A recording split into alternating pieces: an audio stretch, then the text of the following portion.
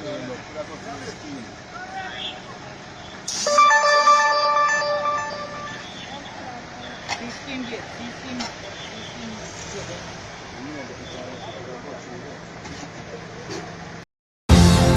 Audio Jungle.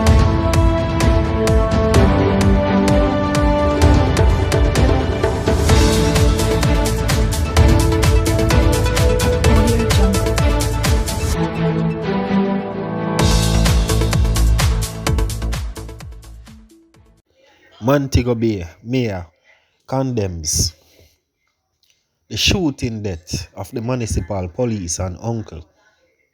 Montego Bay Mayor and Chairman of the St. James Municipal Corporation, SJMC, Leroy Williams, has condemned the brutal attack on the 34-year-old municipal police officer, Jermaine Evans, and Evans' uncle, 46-year-old Peter Stewart, in St. James on New Year's Eve. Evans was a municipal police officer at the SJMC since 2018. He was attacked while he was traveling to work along with his uncle on the Friendship Main Road on Friday. Again, crime had reared its ugly head in our beloved parish of St. James this Friday morning. One of our hard-working and law-abiding municipal police officer was viciously attacked and taken out. As the mayor, I must condemn this act of barbarism, and I want to call on the security force to leave no stone unturned until the perpetrators have been brought to justice, said Williams. In response to the shocking development, he described Evans as a productive worker. From all accounts, Jermaine Evans was a very hardworking and dedicated municipal police officer. Our municipal police officers are saddened and traumatized by what occurred today, Friday, added Williams. The police reported that about 8 a.m., Stewart was a passenger in a Toyota motorcar that was being driven by Evans along Friendship Main Road, heading towards Montego Bay, when another vehicle with several men on board pulled up alongside them. The men, who were armed with guns, opened fire at Evans and Stewart, hitting them both multiple times before escaping from the scene. The police were alerted, and on their arrival, both men were seen in the vehicle with what appeared to be corn wounds to their upper part of the bodies. Evans and Stewart was rushed to the hospital where they were both pronounced. No motive has yet been established for the attack. We have the videos and updates, but guys, so far I think you all already see the video. No bail case against cop who allegedly hired hitman goes to circuit. A member of the Jamaica Constable Force, JCF, who has been accused of hiring hitman to take out a Clarendon man in June of last year, has been remanded in custody, with the matter being transferred from the Clarendon Parish Court to the Home Circuit Court in downtown Kingston. The case was transferred after a Clarendon Parish Court judge ruled that the policeman and his two co-accused have a case to answer in the relation to that matter. Police Constable Tafari Silveira and his co-accused Mark Bennett and Christopher Robinson are to appear in the High Court on January 19. Silveira was slapped with a charge of conspiracy on June the 18th after an officer of District of Public Prosecution, ODPP, ruled that he should be charged. Allegations are that the policeman hired Bennett and Robinson to carry out an hit in Clarendon. The attempt was made, but it was reportedly failed. The two alleged hitmen, who are from St. Andrew address, were also booked for the offense of conspiracy to commit following their arrest. At the end of the recent commercial hearing in the matter, Bennett and Robinson were also denied bail and remanded in custody. Police are hire hitman. It's sticky, sticky, sticky, sticky. Drastic situation. Women's rights activist Dr. Glenn Sims has died. Women's rights activist and former executive director of the Bureau of Women's Affairs in Jamaica, Dr. Glenda Sims has died. She passed away in Ottawa, Canada on Friday after a long period of illness. Sims, a native of St. Elizabeth, was not the only pioneer for the gender rights in Jamaica, but was also renewed for her activism in Canada. She became the first woman of color to serve as president and chief executive officer of the Canadian Advisory Council on the Status of Women, the CACSW, between 1990 and 1995. By 1996, Sims returned to Jamaica and headed the Bureau of Women's Affairs, where several laws were renewed to aim women and girls overcome barriers to their development. Sims served for 10 years at the helm of the Bureau. She was also the executive. Her outstanding work in gender development, Sims was awarded the Order of Distinction by the Jamaican government in 2014. Speaking in the 2018 during the rise of the Meto movement globally, Sims urged Jamaican women not to fear speaking up about rape. The movement is an essential campaign against sexual harassment and assault. So we have to say condolences goes out to her and her family. She was an honored woman.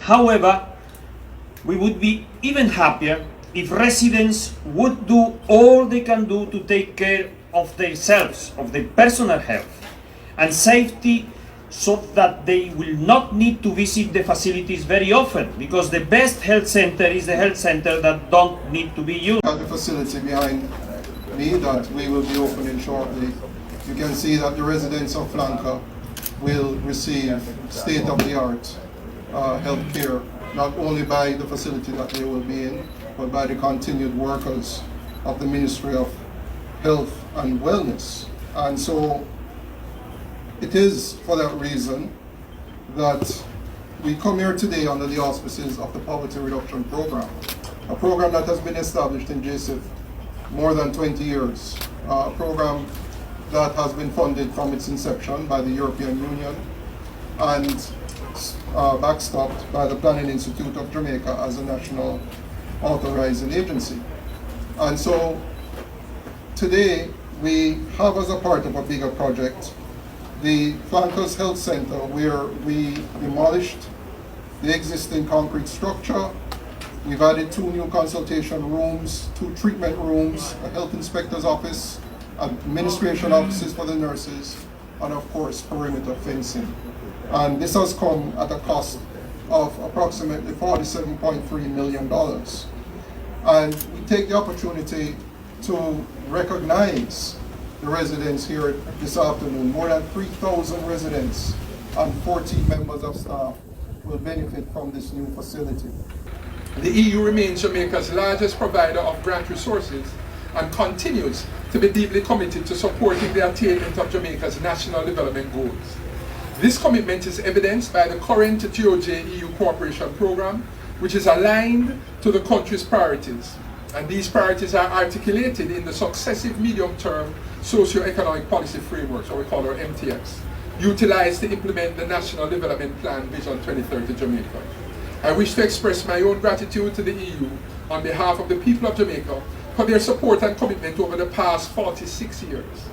The Flanca Health Center is one of 4 community health centers in St. James, which has benefited from a comprehensive expansion program under the PRP.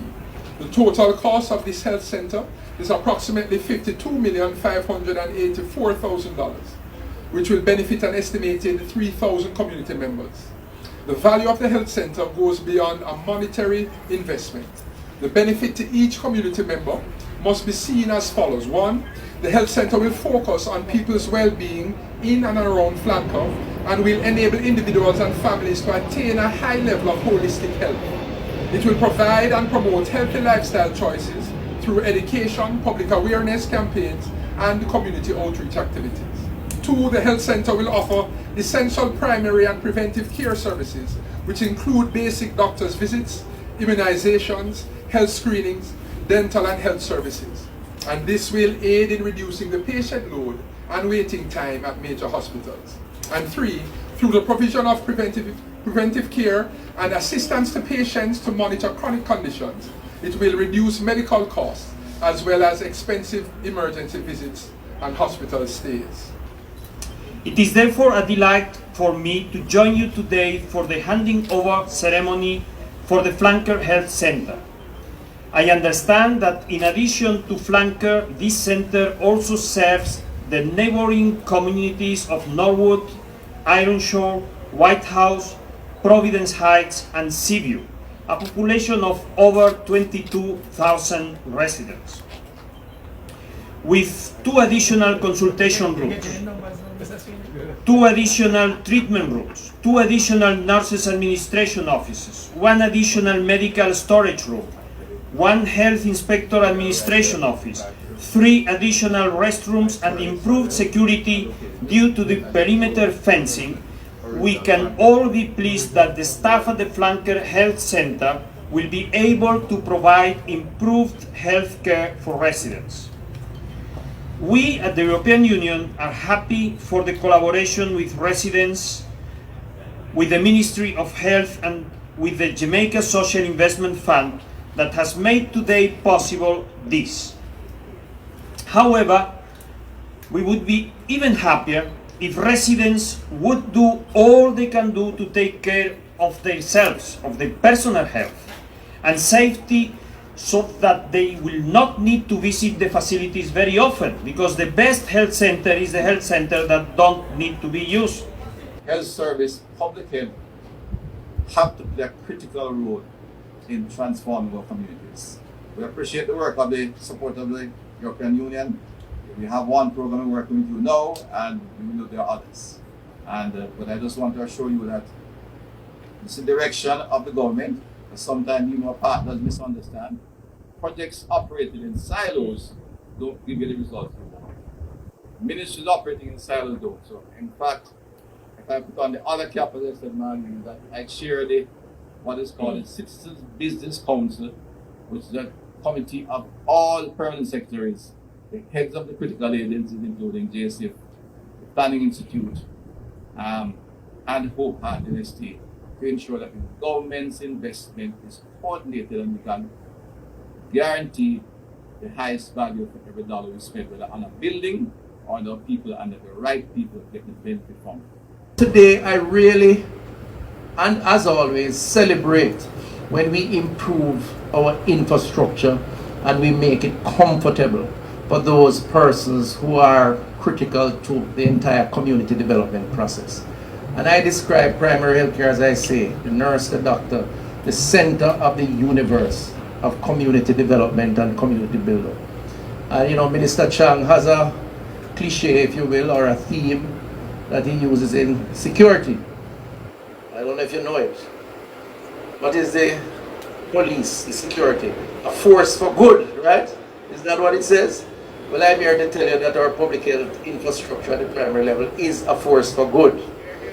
And we have to keep preserving it and coordinating it. So I say that to say that Minister Chang, MP Chang and I are aligned, and the government of the day is aligned with the need to recognize, celebrate, and promote causes of this kind. And we pay tribute to the staff and the workers who are here every day and who will be here when we are gone.